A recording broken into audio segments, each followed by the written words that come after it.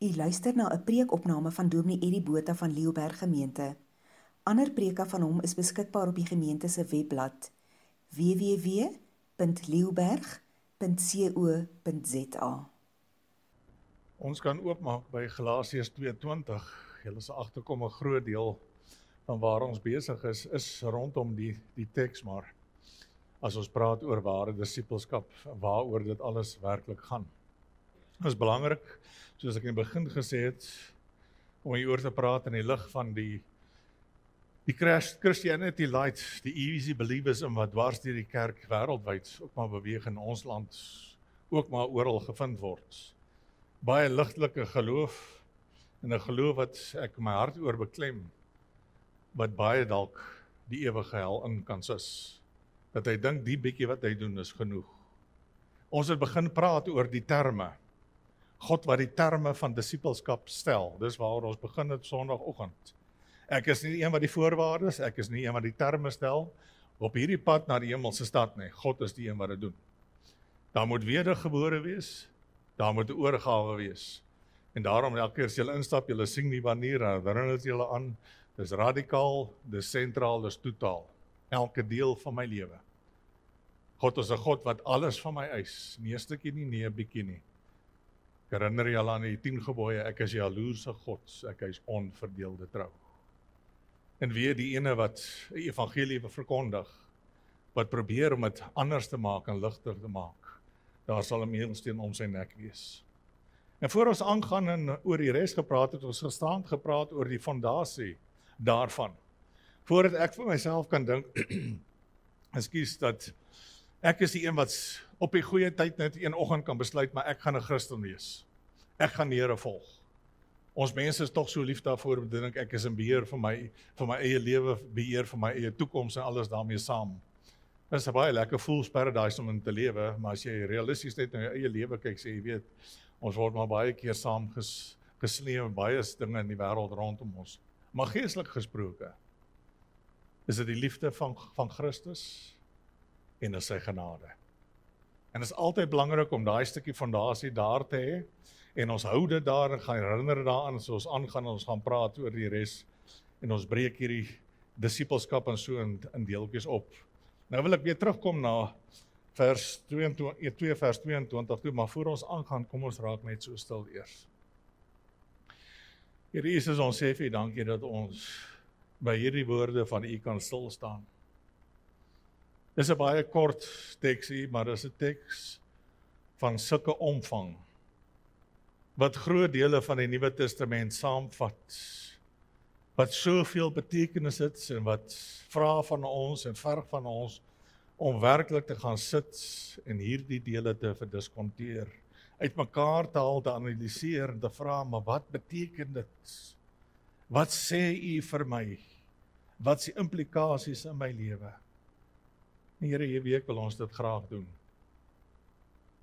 En vir U kinders herinner waaroor dit gaan. En vir 'n wêreld en veral vir 'n kerk wat dink 'n bietjie van Jesus is genoeg. Net op te roep tot die eise van disippelskap wat U woord stel. Hier is die weg, hier is die waarheid, hier is die lewe. Dis wat ons in Christus het. Kom Here en kom praat ook vanaand met ons. Kom lei ons deur U Gees en lei ons in die waarheid. Amen.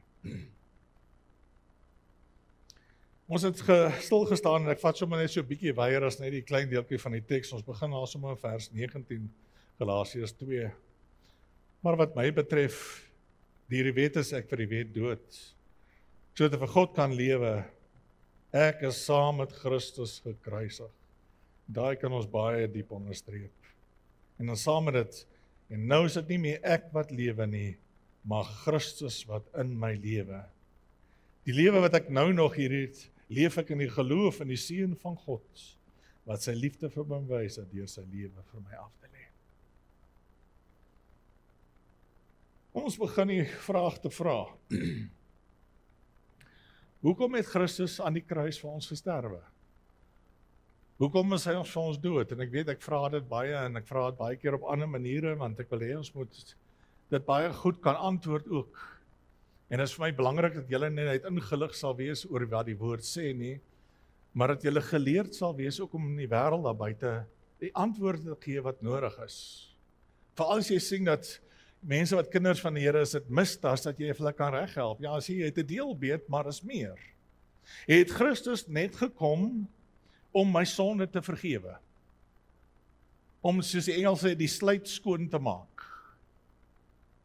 Het Christus net gekom sodat ek kan hemel toe gaan, die ewige lewe kan hê? Want dit is die som totaal van baie kerkgangers. As jy praat oor Christus en waaroor dit gaan. En hulle is baie entoesiasties en ken die gedeeltes baie goed en dit is so.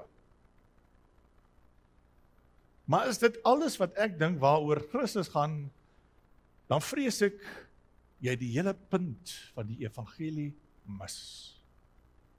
Die liefde en die genade van God mis. Ek begin weer by Tauser, want soos ek gesê het, ons werk uit sy werk is fantastiese gedeeltes. Enigiemand wat van Tauser se boeke in die hande kan kry, jy kan maar die hartelus gaan lees en dit maar opslurp. So leermeester wat jy kan vertrou. God's highest purpose in the redemption of sinful humanity was based in his hope that we should allow him to reproduce the likeness of Jesus Christ in our once sinful lives.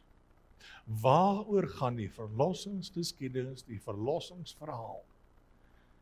Om ons vry te maak van die sonde, sodat ek Christus kan vergestalt in my lewe. En hier is waar baie, ek wil amper sê, die bus verpas. Nie besef waaroor dit gaan nie, en hartseer genoeg, word dit nie meer vandag baie hard van die kansels afgesê nie. Daar word gepraat oor baie ander dinge. En ons gaan die week baie van daai goeters uitwys ook. Maar waaroor gaan dit? Dit gaan in die wese oor die teks wat ons hier oor praat. Ek is saam met Christus gekruisig. En ek wil begin met die woordjie ek, wat Paulus gebruik. En as Paulus gebruik, is hy nou een wat homself vorentoe verhou en homself ophou nie. En by die teks is dit goed so, party mense so nederig, hulle sal sê, maar weet, ek sal myself in die derde persoon verwys of net praat van iemand. Maar Paulus braaf genoeg en regheid genoeg om sy eie lewe hier voor te hou. Voor Galasiërs, as jy onthou, Galasiërs is 'n gemeente wat baie sukkel in die geloof, is 'n gemeente wat so gereeld teruggeval het. En daarom het hy hulle praat oor die essensie daarvan. Hoekom val mense die hele tyd terug? Ek dink is omdat hulle in die kern nie gekom het by waaroor dit gaan nie. Tas nog op die uiterlike dele van die godsdiens. Dalk nog besig met die wettiese deel van die godsdiens. Ons het so 'n bietjie geraak daaraan. Maar nog nooit gekom het om te sterwe in Christus en Christus se laat gestalte kry binne in my nie. As iemand vir jou vra, waaroor gaan al hierdie dinge in Christendom? Doe dit eenvoudig dit. Jesus het my vrygemaak van die sonde, van my ou lewe, dat ek al daai dinge kan afsterwe, sodat ek in Christus 'n nuwe lewe kan hê, en sodat Christus, deur die genade en die liefde van God, in my lewe gestalte kan kry. Meer en meer kan word soos hy. Paulus praat hier van die ek. Hy praat hier van die persoon wat hy is, en sy verwys na ek, beteken nie, ek moet sterwe nie, ek is saam met Christus gekruisig nie, beteken nie, hy as persoon moet doodgaan nie, want hy sê dit tog nou, dis nie meer ek wat hier lewe nie, maar Christus is in my lewe. Waarvan verwys die ek? Die ek verwys na die vleeslike deel van die mens.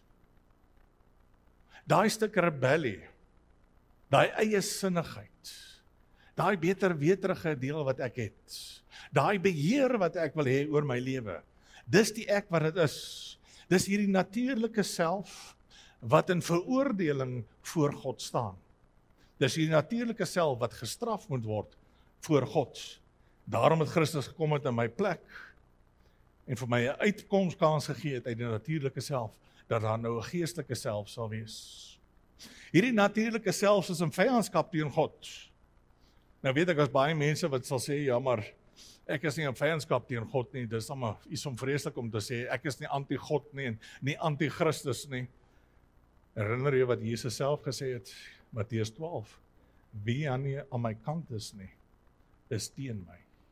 Nou dis 'n teks wat baie meer gekrap moet word, maar ek dink die oppervlakkige wese daarvan is vir ons duidelik. Ek sê nie vir my is jy teen my. Anti-Kris. Dawson skryf hier oor, hy sê, it's a biblical fact that whatever does not go through the process of crucifixion and transmutation, that's passing over into the new creation, is Antichrist. So alles wat nie deur die kruis gaan nie, en alles wat nie deur hierdie verandering gaan, om soos Christus gelyk te word nie, staan in teenstelling en staan teenoor Christus. En wat is dit? Die vlees. Dis die mens. Dis die hele mensdom in sy totaliteit. Dis die pad wat ek en jy geloop het van geboorte af. Gebore in myself, my eie ek, my eie ideale, my eie ambisie, al hierdie dinge.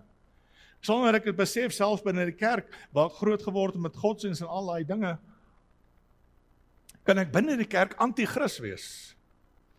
Omdat ek my eie lewe, my eie ideale, my eie dinge wil doen.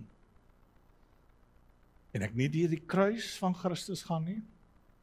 En deur die kruis van Christus gaan, is onomwonde deel daarvan, dat ek getransformeer word. Ons het begin die reeks daarmee om te praat daaroor.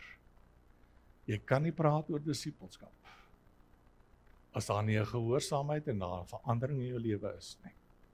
Ek kan nie sê ek is weergebore, en ek is presies die ou mens, wat ek nog altyd was nie. Dan lieg of jy, of God. En wie se kant gaan ek kies? Een van die twee weet ek kan nie lieg nie. Maar ek kan vir myself baie maklik bedrieg. Ons het gisteraand gepraat dat God liefde is.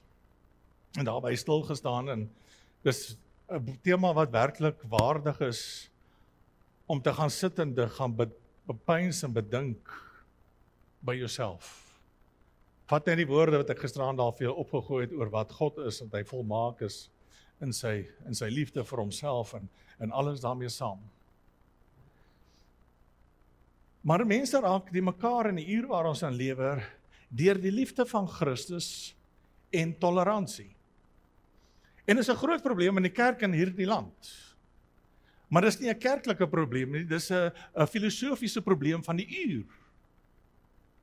En dis deel van die eindtye en die aanslag wat die duiwel het vanuit die wêreld en die humanisme op die mens, is toleransie. En toleransie word onmiddellik gegooi onder die dekmantel van liefde. Dat as jy sekere dinge nie aanvaar nie, of sekere dinge goed praat nie, dan is jy liefdeloos. Ek is uitgeskel, al is liefdeloos. Ons gemeente is ook uitgeskel as liefdeloos, en baie mense opstaan vir die dinge, word uitgeskel as liefdeloos, maar daar is verskil. Dis in die liefde van die Here Jesus Christus en toleransie. Die mees intolerante boek wat op hierdie aarde bestaan, is die Bybel. En Christus en sy prediking was totaal intolerant geweest. Dieselfde Christus wat sy lewe gegee het vir jou en my. En ek wil dit baie duidelik stel, dat jy kan sien, maar hierdie twee het mekaar niks uit te waai nie. Die een is 'n menslike konsep en 'n konstruksie van denke. Hoe ons dink 'n wêreld aan mekaar geflans moet wees. Hoe 'n samelewing moet lyk. God kom van 'n hele ander oord af. Hy kyk nie soos 'n mens, hy kyk nie deur die bril van die mens nie. En hy probeer nie saam met ons sondige filosofie en wêreld werk nie. Hy kom van bo af en sê, ek is die weg, ek is die waarheid, ek is die lewe. Kom, ek gee vir julle die waarheid. En die Bybel, dwars deur van Ou Testament af, kom gee vir ons 'n baie reguit lyn. Daar's lig en daar's duister. Daar's nêrens grys areas nie. En die lekker deel daarvan, omdat ons weet wat lig en duisternis, kan ek ook as Christen weet, is ek in die lig of is ek in die duisternis? En jy is veronderstel om dit te weet. Maar geloof seker, dit is 'n tema weer vir 'n ander tyd. Ons het daaroor gepraat en die Here wil kan ons nog baie daaroor praat. Die einste Jesus en al sy liefde, en ek gaan net een voorbeeld aanhaal. Johannes 8, daarom het ek vir julle gesê, julle sal in julle sonde sterwe. Want as julle nie glo dat ek is, wat ek sê ek is nie, sal julle in julle sonde sterwe. Liefdeloos? Of waar? En akkuraat. Die kerk het 'n hele ander pad agter die wêreld aangevat en dit is 'n baie groot en hartseer saak. Ons moet almal aanvaar, ons moet almal wat anders is ek aanvaar. En die hartseerste deel daarvan, dit loop oor sy grense en oor sy boorde. Nou, daar is natuurlik 'n deel wat aanvaar moet word, daar's dele wat nie aanvaar moet word nie. Sonde. En om sondaar te los in sy sonde, om sonde te regverdig. Daaroor kan ons nie begin sê ek moet tolerant wees nie. Dis waar die kerk sy stem baie duidelik laat hoor in 'n donker, verwarde wêreld. So sê die Here, Here, dit is wat reg is, dit wat die wil van God is, dit is wat hy verwag. En as jy dit nie wil doen nie, dit nie wil aanvaar nie, dan sal jy in jou sonde sterwe.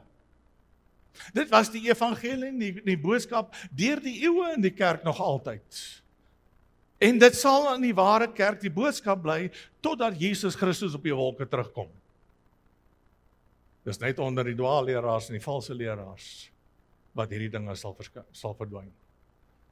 Maar daai kerk in die geskiedenis verdwyn ook altyd onder die stof. Maar God sal sy ware kerk in stand hou. Toleransie is niks anders as lafhartigheid nie. Om in te gee en om die waarheid te verloon.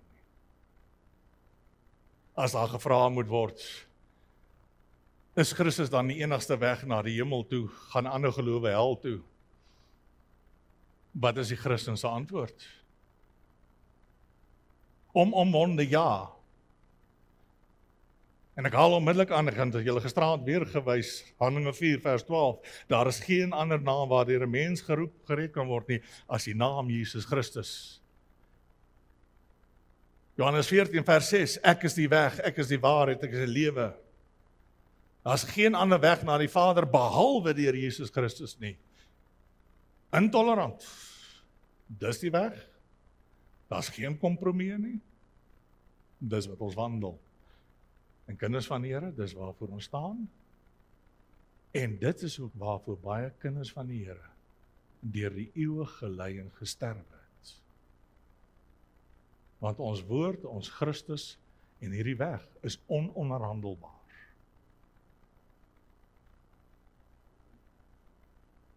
Ek kan nie kom, soos dit die insinuasie is aan baie kerke.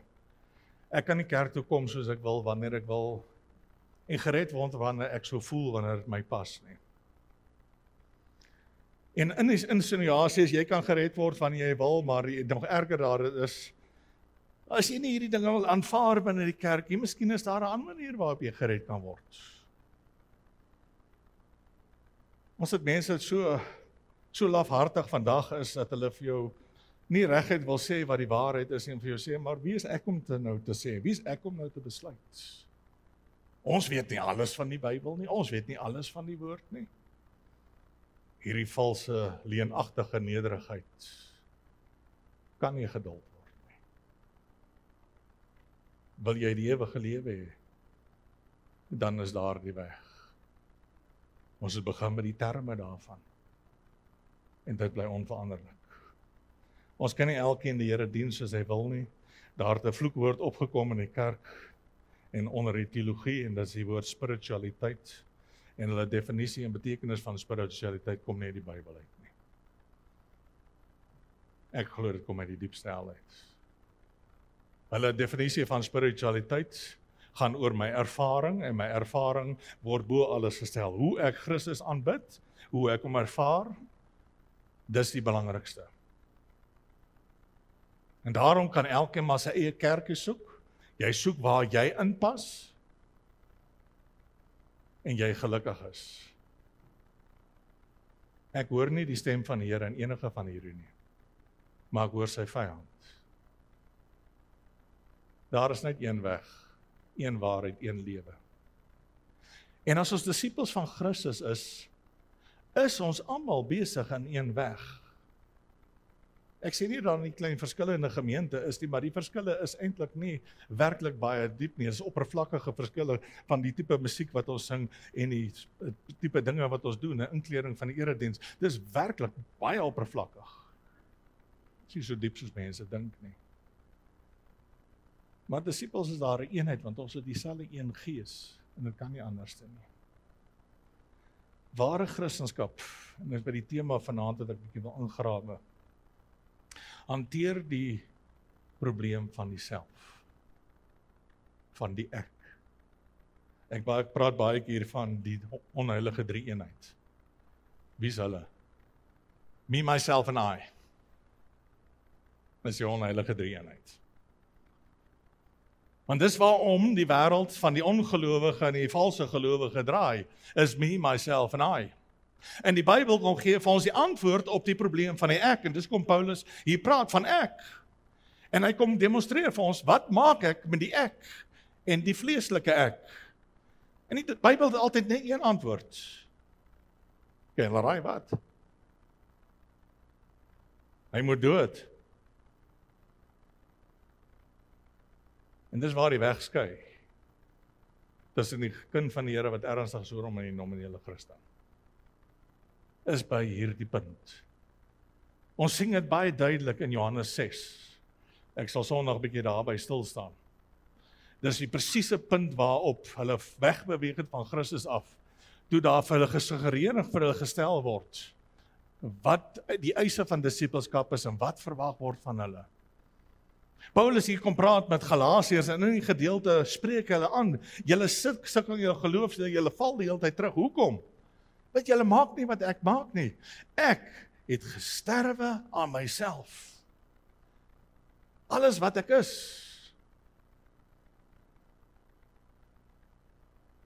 Die self kan God nie verheerlik nie. Die self kan Christus nie reflekteer in my lewe nie. Die self moet uit die pad. En ek weet, vir baie is dit 'n baie swaar woord om te hoor. Want dit is 'n baie nou poort om deur in te gaan. Daar is talle, duisende en 10.000 wat net voor hierdie nou poort sit.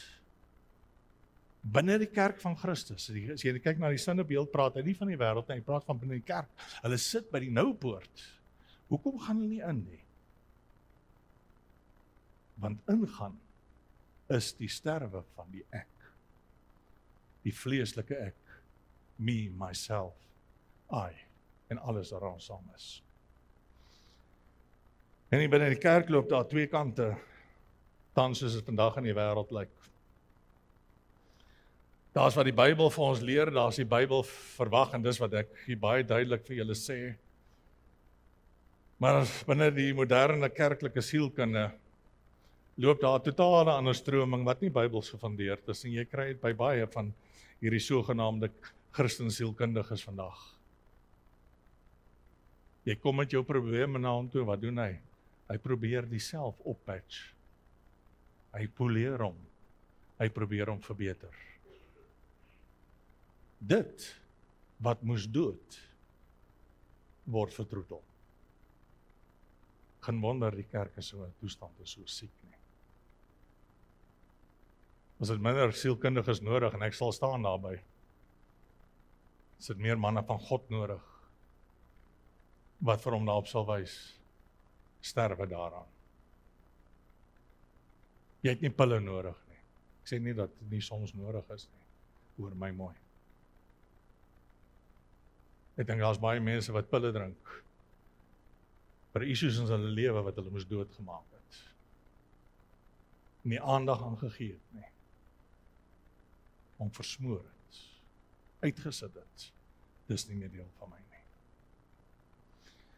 Paulus skryf in Romeine 6. Hy sê, of weet julle nie dat ons almal wat in Christus Jesus gedoop is, in sy dood gedoop is nie.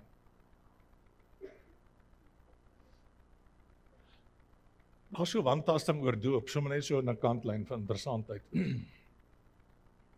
As mense wat hierdie kant toe op hol jaag, dit moet so gedoop wees, moet baba doop wees, moet water doop wees. Ander wat aan die ander kant toe weer hardloop, maar die doop is die vervulling van die Heilige Gees. As jy nie gedoop is, jy 'n kind van die Here en jy het nie die Heilige Gees nie en alles. En nie een van die twee kante is wat die woord sê nie. En een van die twee kante verstaan waaroor die doop gaan nie. Iewers langs die pad het die kerk vergeet waaroor doop gaan. Doop is 'n uiterlike teken van 'n innerlike manifestasie. Wat is die manifestasie? Die sterwe van die self en om in Christus totaal weergebore te wees.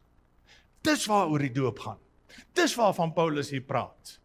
Nie of 'n babatjie water kry of jy groot is en water kry nie of jy onderdompel word of besprinkel word nie of jy Heilige Gees kry nie. Dis iets waaraan die kerk beval en die kerk het vergeet.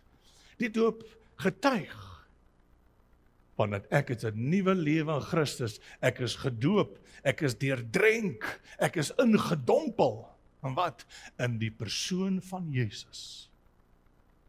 Dis waaroor die doop gaan. En as jy besef waaroor dit gaan, dan kan jy sien hoe vandag het erg misbruik word. Hoe baie kry ek en dit ouers net so voor 'n kind gebore word, kom hulle kerk toe. Ek het ouers al wat in die kerk is en weggeloop het om gesê, gaan jou kan doop nie. Hoekom moet jy maak misbruik van iets wat baie, baie heilig is? Nie die daad van die doop nie, dit waarvoor dit staan. Ek het so gesmaal in lockdown tyd, net Grant vir ons 'n stukkie aangestuur van 'n video wat hulle gehad het, die moslems daar is, hulle tot bekering kom, word hulle nie onmiddellik gedoop nie. Hoekom nie? Hulle verstaan die doop. Meer as wat omtrent enige ou wat in die kerk sit in ons land dit verstaan. Wanneer hy reg is en hy bereid is om voor sy gemeenskap op te staan, en onthou sy gemeenskap is moslems, dan word hy gedoop. En die hele dorp sien hy word gedoop. Wat beteken dit? Ek is die kind van die Allerhoogste. En hy vat die doop as 'n seël, soos in die Nuwe Testament veronderstel is om te wees. Ek behoort aan hom. Ek is uitgekoop aan hom. Sy naam is op my voorkop gegraveer, in my handpalms gegraveer. Ek het gesterwe, maar nou lewe ek. Dis waaroor dit gaan. Hierdie doop. Daar hoef nie water betrokke te wees, niks met water eers te doen nie. Die water kan later bykom, net as die teken daarvan. Ek is saam met Christus gekruisig.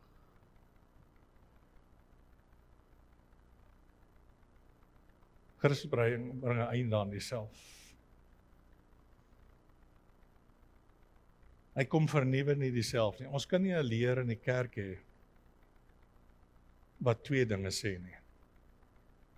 Ons moet begin besluit en by myself dit uitmaak. Wat verwag die Here? Sê hy ek moet kom sterwe aan myself? Of sê hy ons moet dieself oppatch en ek moet 'n beter weergawe van jou maak? Een van hulle is Bybels, een is nie. Bybels is baie duidelik, ons het dit hier. En dit is nie net in een teks, ek haal hierdie een teks aan omdat dit so geweldig kern is en so baie tekste daaroor praat en by aansluit en Paulus se hart hier bloot lê waaroor dit gaan. Ware identifisering met Christus is in sy dood en in sy opstanding, dat ek meer en meer soos hy moet lyk. Dis ware disippelskap. Ek is op pad, ek is op 'n weg. Nie na 'n hemelse stad toe nie. Dit is my eindelike bestemming. Nie net dat ek losgemaak is van sonde nie. Ek is losgemaak van sonde vir 'n rede, dat ek nie die las van die sonde en die skuldgevoel aan het nie. Hoekom? Dat ek kan in my vryheid wat die Here vir my gegee het, Christus deur my tot verstand kan kom. Dis waaroor disippelskap gaan. Ek moet lyk soos hy. Ek is saam met Christus gekruisig, die realiteit van die vlees en die ek is, sommer net kort Romeine 3 wat sê, daar is geen wat goed doen nie, selfs nie een nie. Kom ons vat dit so, my vlees is opgraf, my tong bedrieg hulle. Oor my vlees kom woorde, my lippe is woorde soos giftige slange, is vol vervloeking, vol bitterheid, en so gaan hy aan. Ek kan my vlees inskryf by al daai dinge. Dis wat ek was. Dis wat die bloed van Christus vir my losgemaak het, sodat ek iets niets kan wees. Ons gaan môre aan praat oor die ander deel daarvan, die gehoorsaamheid en aan. So ek moet uitgegooi word in my lewe. Dis waaroor dit gaan. Toe die dag wanneer ek besluit, ek volg Christus en deur sy genade en sy liefde wat hy my geopenbaar het, gee ek van myself 'n eviction notice. Eddie Botha, leave. En nou so baie mense onmiddellik by jou dink, en ek het dit ook al gehoor, as ons praat daarvan, van totale oorgawe. Dis wat die Here verwag, dis wat die Here van my vra. Jy sê, maar wat van my ideale? Wat van my ambisies, my drome? Wat daarvan as ek my eie ding wil doen? Wat daarvan as ek iemand is wat bekend is, wat gesiene is, wat 'n reputasie het? Wat van dit? En jy kan aanval, wat van al hierdie dinge? Dink die antwoord is voor die hand liggend nie waar nie. As 'n vroeg jong man, 'n jong gelowige, toe ek in die bediening begin het, as student was, het ek my ambisies ook gehad. Mooie, heilige, Christelike ambisies, jy weet. Maar dit was nog steeds vlees. Ek dink jy het al vir julle gedeel. Toe ek 'n student was, en ek dink dis nie uniek aan 'n student nie, dan sien jy jouself as die volgende Billy Graham voor 'n skares en duisende praat. Dis waar die Here my gaan hê, jy weet. Ek het sulke goeie nederige ambisies gehad. Julle moet soos ek word, ek die nederigste van alle mense. Dis waar die Here my gaan gebruik. Ons het net hier gebly in Plesierpad, ons hier langs aan. My buurman wat daaronder bly, ou Christo, dierbare mens, baie lief vir hom. Hy koop 'n plot. Ek kan nie onthou presies waar dit was nie. En hy koop 'n trekker. En ek lag vir hom. Maar jy sien, ek is op pad stad toe. So ek klaar geswat is. Meantime, op hierdie einste plotte, die gemeente nog nie bestaan nie, maar die Here se plan is lankal uitgelê. En vroeg het ek geleer dat my ambisies, my ideale, my drome, my planne, is die uiting van die vlees en die ek, en het geen waarde vir God nie, en is nie bruikbaar in sy koninkryk nie. En daar is by die venster uitgegooi.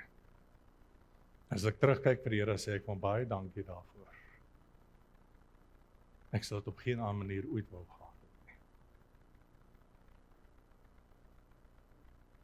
Daar is 'n ding wat prys om te betaal as goed om op te gee, ek moet geëvikt word.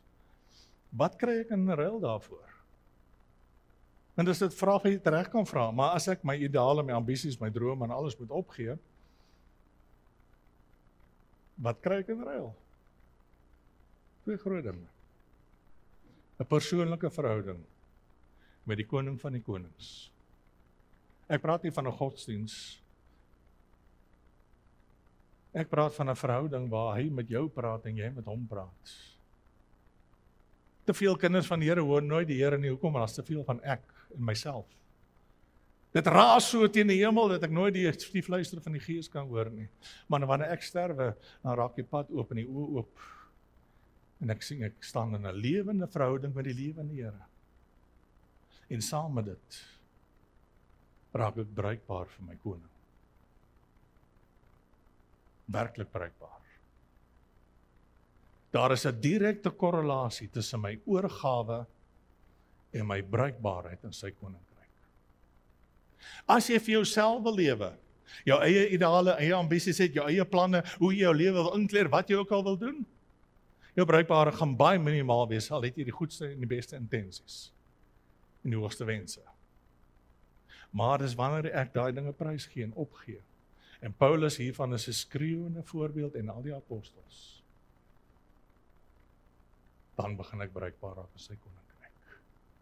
Wanneer die ek wegraak, kan die hy na vore tree. Dis die geheim. Geen Christen is op die regte plek as Christus nie besig is om jou te vorm na sy beeld nie.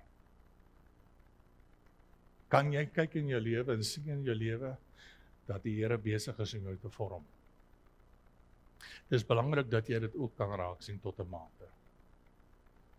Ek sê tot 'n mate, want as jy werklik gevorm is, gaan jy dit nie altyd raak sien nie. 'n Ware man van God wat gevorm is in sy beeld, gaan nog steeds op sy knieë bly en sê, Here, reinig hierdie sondaar, maak my rein, maak my nederig, maak my leeg. Paulus in sy ou dag, ek die grootste van alle sondaars. Maar daar is 'n wete en daar is 'n siening daarvan. En ek sien dit in die vrug van die Gees, dat die Here besig is om my te vorm, dat ek kan lyk soos hy. Dit is een van sy genades wat hy vir ons gee. Laas en ek sluit daarmee af, prakties, ek is saam met Christus gekruisig. I am crucified with Christ, sê die meeste van die Engelse vertalings. Bietjie dalk in die Afrikaanse vertaling raak dit weg, maar ek dink dit is tog duidelik daarvan. As hy praat van dat ek is saam met Christus gekruisig, wys Paulus nie na 'n moment en iets wat gebeur het in die verlede nie. Hy sê ek is saam met Christus gekruisig en ek is nog steeds aan die kruis. En nog steeds besig om gekruisig te word. I am crucified and being crucified with Christ. Dis is die kenmerk en die getuienis van die gelowige. En dis 'n daaglikse ding wat gedoen word. Ek lê neer, ek gee op. Jy stap môre in by wat ook al jy is. Ek het my vlees, ek het my wil, ek het wat ek wil doen. Maar nee, ek het mos besluit. Dis nie hoe ek gaan lewe nie. Ek het besluit, ek gaan vra hoe u gaan lewe. Daarom is dit belangrik in die oggend tyd saam met die Here spandeer om jou te help om bedag te wees op die stem van die Gees.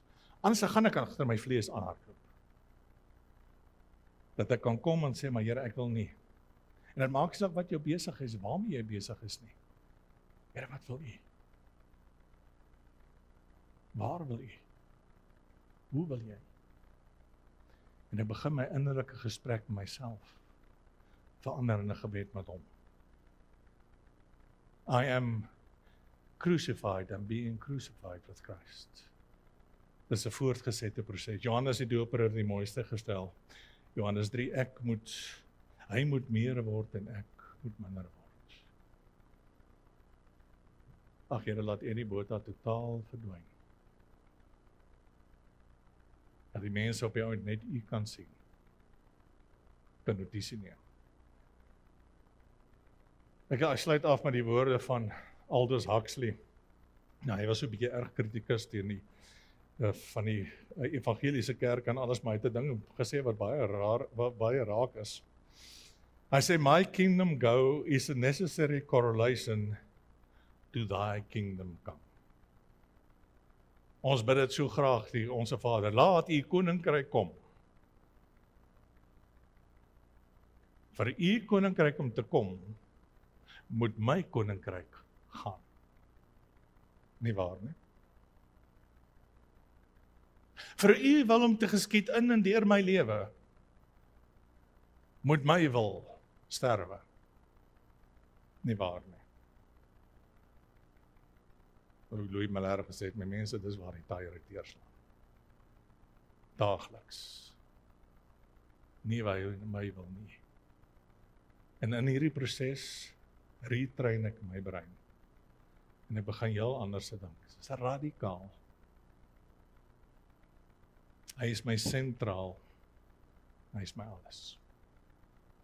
Ek moet minder word, U moet meer word. Here Jesus, ek sê vir U dankie ook. Ons weet dat U vereistes is, dis wat die woord vir ons sê.